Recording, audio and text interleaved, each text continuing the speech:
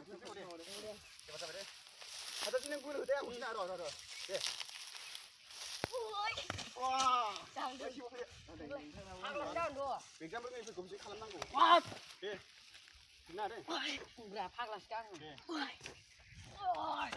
Ayo. Jangan, udah. Masalah apa? Aku tua. Malah gini apa, Bang? Magdonald.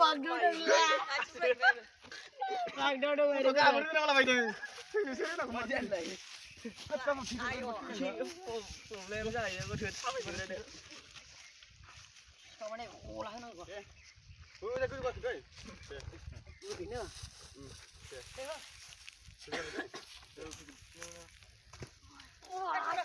Ayo, kasar apa ni? Kasaran.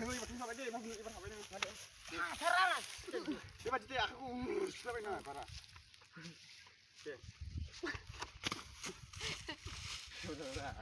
Dia waris ni.